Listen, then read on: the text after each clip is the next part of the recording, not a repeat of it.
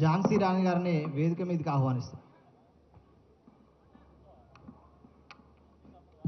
అందరికీ నమస్కారం. నా పేరు ఝాన్సీ రాణి.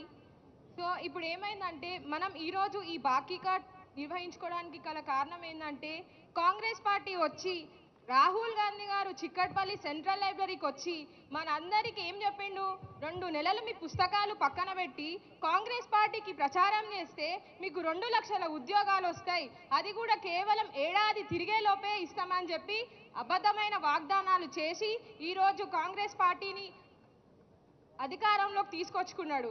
ఎక్కడ పోయింది ఈరోజు రాహుల్ గాంధీ? రిజర్వేషన్స్ పోతున్నాయి అని చెప్పేసి కాశ్మీర్ టు కన్యాకుమారి వరకు రాజ్యాంగాన్ని పట్టుకొని తిరుగుతున్నారు రాహుల్ గాంధీ. మళ్ళీ తెలంగాణ రాష్ట్రంలో పరిపాలిస్తున్న అతని పార్టీ ఏ రకంగా రిజర్వేషన్స్ ని తుంగలోకి తొక్కుతుందన్న విషయాన్ని ఎందుకు మర్చిపోతున్నాడు?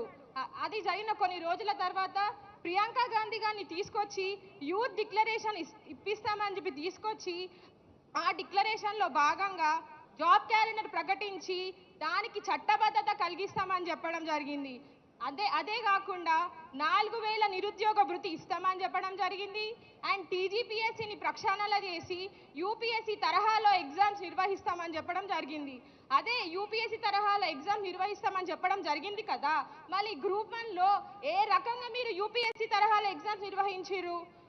ఎన్ని ఇర్రెగ్యులారిటీస్ ఉన్నాయి గ్రూప్ 1 ఎగ్జామ్లో? రూల్ ఆఫ్ రిజర్వేషన్ వైలేట్ అయింది.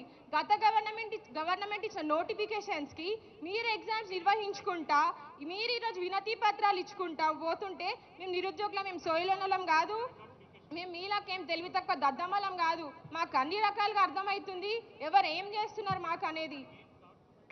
మిత్రులారా, మనమందరం గట్టిగా ఒకటి గుర్తుపెట్టుకోవాలి, ఈ లోకల్ బాడీస్లోనే కానీ వచ్చే ఈ జూబ్లీ హిల్స్ ఉప ఎన్నికలలో కానీ కాంగ్రెస్ పార్టీని ఓడిపోయే దిశగానే మన ప్రచారం చేద్దాం.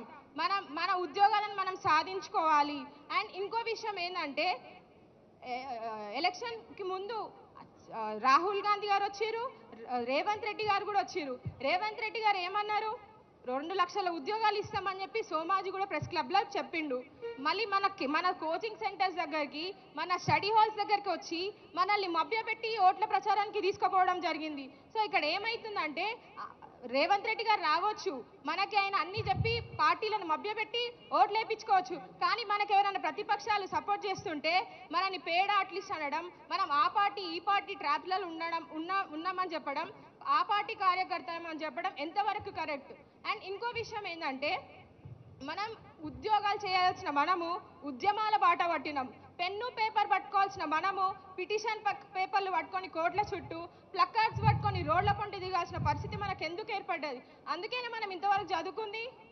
సో మనం గుర్తుపెట్టుకోవాల్సిన అవసరం చాలా ఉంది. కాంగ్రెస్ పార్టీకి చాలా గట్టిగా బుద్ధి చెప్పాలి, మన సత్తా ఏందో చూపించాలి. కాంగ్రెస్ పార్టీని అసలు జన్మలో నమ్మొద్దు అని చెప్పి నేను తెలియజేస్తున్నాను. నిరుద్యోగుల ఐక్యత, జై తెలంగాణ. దామోదర్ రెడ్డి.